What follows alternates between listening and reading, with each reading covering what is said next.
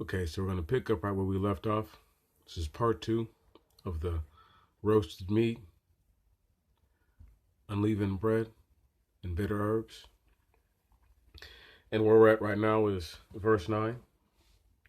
And it goes like this: Ye shall not eat of it raw, nor sodden in water, but only roast with fire, the head with the feet, and the appurtenances. Nothing shall be left of it till the morning, and a bone of it ye shall not break. But that which is left of it till the morning ye shall burn with fire. And thus shall ye eat, your loins girded, and your sandals on your feet, and your staves in your hands. And ye shall eat it in haste. It is a Passover to the Lord. And I will go through the land of Egypt in that night, and smite every firstborn in the land of Egypt, both man and beast. And on all the gods of Egypt will I execute vengeance. I am the Lord. And the blood shall be for a sign to you on the houses in which ye are. And I will see the blood, and will protect you, and there shall not be on you the plague of destruction, when I smite the land of Egypt. And this day shall be to you a memorial, and ye shall keep it. And ye shall keep it a feast to the Lord through all your generations. Ye shall keep it a feast for a perpetual ordinance. Verse 15. 7 days ye shall eat unleavened bread, and from the first day ye shall utterly remove leaven from your houses. Whoever shall eat leaven, thou shalt be utterly destroyed from Israel. From the first day until the 7th day. And the first day shall be called holy, and the 7th day shall be a holy convocation to you. Ye shall do no servile work on them, only as many things as will necessarily be done by every soul. But this only shall be done by you. And ye shall keep this commandment, for on this day I will bring out your forces. I will bring out your forces out of the land of Egypt. And ye shall make this day a perpetual ordinance for you throughout your generations. Beginning the 14th day of the first month, ye shall eat unleavened bread from evening till the 21st day of the month, till evening. 7 days leaven shall not be found in your houses. Whosoever shall eat anything leavened, that soul shall be cut off from the congregation of Israel, both among the occupiers of the land and the original inhabitants. Ye shall eat nothing leavened, but in every habitation of yours ye shall eat unleavened bread. And Moses called all the elders of the children of Israel and said to them, Go away and take to yourselves a lamb according to your kindreds, and slay the Passover. And ye shall take a bunch of hyssop, and having dipped it in some of the blood that is by the door, ye shall touch the lintel, and shall put it up upon the doorpost, even the blood which is by the door.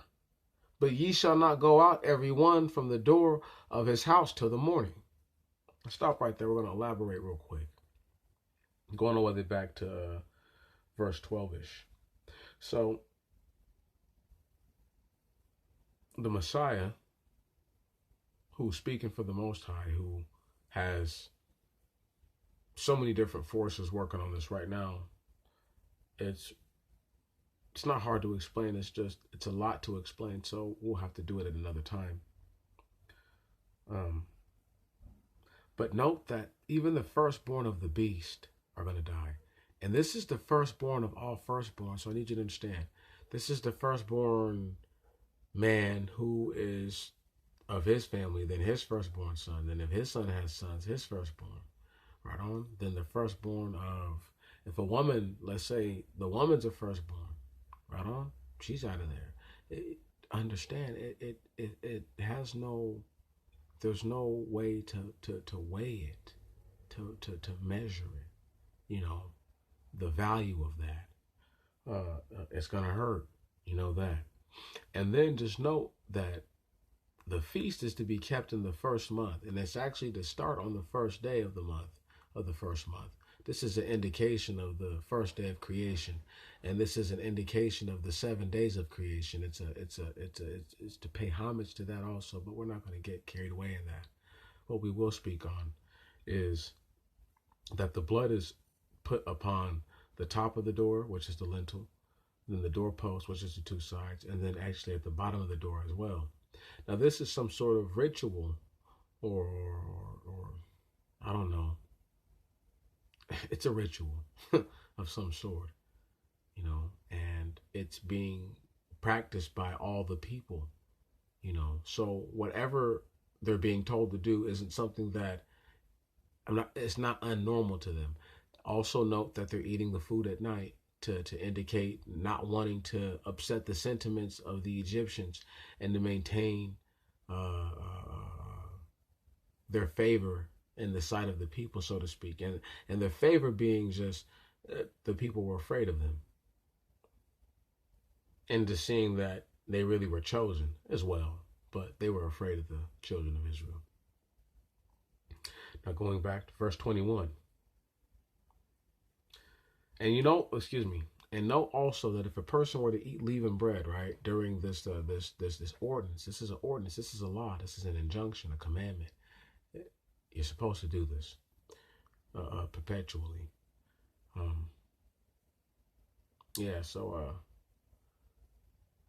It hadn't even crossed my mind, that beer has yeast in it. Most beer has yeast in it. The only thing you could possibly go get is wine. I wanted to throw that out there just in case anybody partakes like I do. That's something that you have to give up for 7 days if that's something that you were to ever even think about taking serious. Just to throw that out there. Causes for people to be destroyed from their people for 7 days, cut off. Verse 21. And Moses called all the elders of the children of Israel and said to them, Go and take to yourselves a lamb according to your kindreds, and slay the Passover.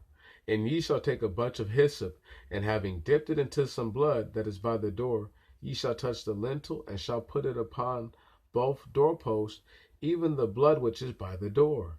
But ye shall not go out every one from the door of his house till the morning. And the Lord shall pass by to smite the Egyptians, and shall see the blood upon the lintel, and upon the doorposts, and upon both doorposts, and the Lord shall pass by the door. That's what the Passover means. To pass, right? To pass them over. And shall not suffer the destroyer to enter into your houses to smite you. And keep ye this thing as an ordinance for thyself and for thy children forever.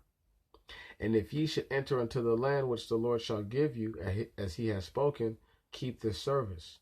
And it shall come to pass, if your son say to you, What is this service? That ye shall say to them, This Passover is a sacrifice to the Lord, as he defended the houses of the children of Israel in Egypt, when he smote the Egyptians, but delivered our houses. And the people bowed and worshipped. And the children of Israel departed and did as the Lord commanded Moses and did as the Lord commanded Moses and Aaron, so did they. Now, I also wanted to speak to something up here real quick. Is that it speaks to the occupiers and the original inhabitants of the land. So this is two ways to look at this. You could speak to right now in the context of them being in Egypt and Egypt having occupiers in the land and the original Egyptians, or you could just speak to the future sense too, or both, however you want to say it, right? Of when they go into the land as occupiers and the original inhabitants of the land are people that are obviously already there. Just throwing that out there.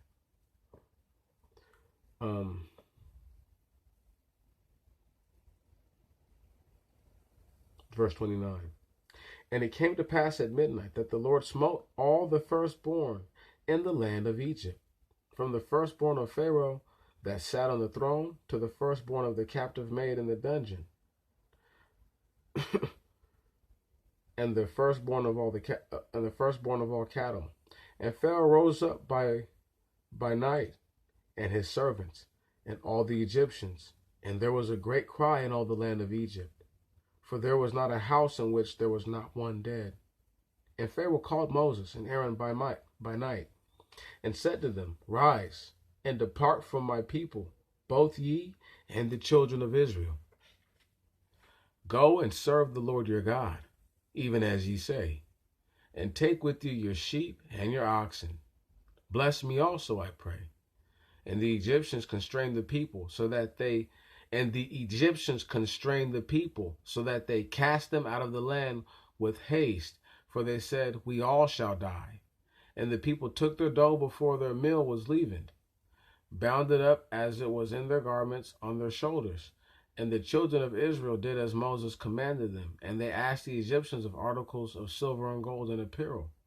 And the Lord gave his people favor in the sight of the Egyptians, and they lent to them, and they spoiled the Egyptians. And everybody was so sad, they just didn't care, just take this stuff. We don't want it, man. Just leave, right? If it means you'll leave, get out of here, right on? Right, you see what I'm saying? Come on. But the Hyksos were thrown out of Egypt, and people say that the Hebrews and the Hyksos have nothing in common. Whatever. Verse 37. And the children of Israel departed from Ramses to Succoth, to the full number of 600,000 footmen, even men, besides the baggage. Stop right there. Now, last night I was talking to my brother, Stephen, and he thought that the baggage was people, and I'm like, no, I think that the baggage would be the things that people are taking with them, but what they knew right there, the full force of the men that he had, because you have to have an army to be able to protect all these people. Understand that they had a full fighting force. This is what the whole beef was about in the first place, was that Pharaoh was trying to break down a potential army that the people had. Right on? Does it sound like something that black people know about right now? And anyway, while all this is going on, Moses is chosen to pretty much be like the commandant, leader, whatever you want to call him, of this army of men. He's in full control of an entire fighting force. Verse 38. And a great mixed company went up with them, and sheep, and oxen, and very much cattle. And they baked the dough which they brought out of Egypt, unleavened cakes, for it had not been leavened. For the Egyptians cast them out, and they could not remain. Neither did they prepare provision for themselves for the journey. And the sojourning of the children of Israel, while they sojourned in the land of Egypt and the land of Canaan, was 430 years. Now I want y'all to hear something. It might sound like they willingly chose to not eat leavened bread for 7 days. That's not what happened. They did this. Listen.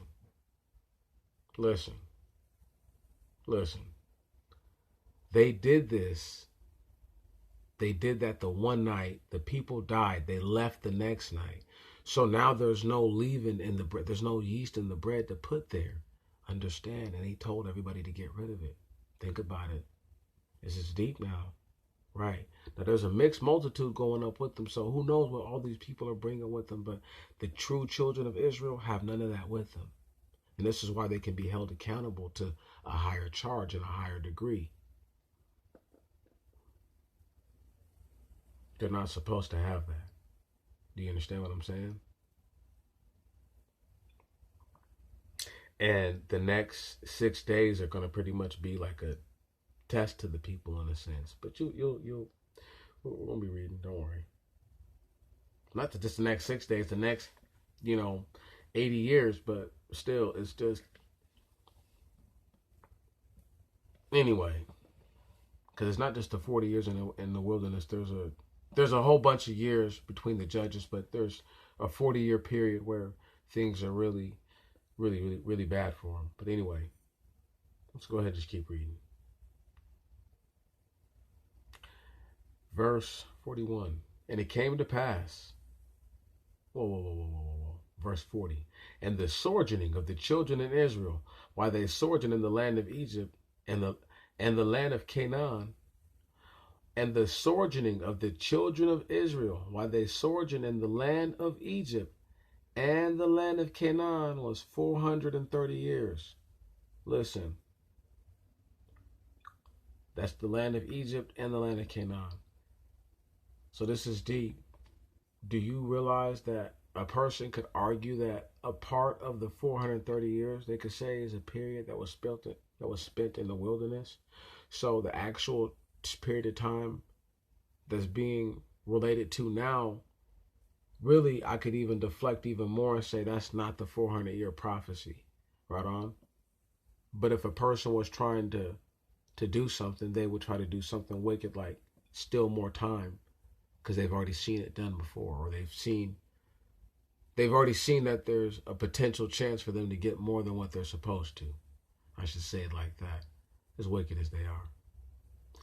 Going forward, let's just finish this little part out so that way we can be done with this chapter.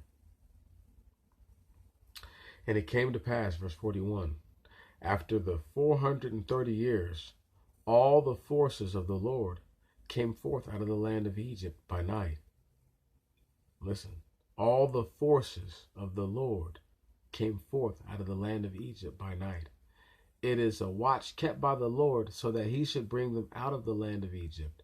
That very night is a watch kept to the Lord, so that it should be to all the children of Israel to their generations.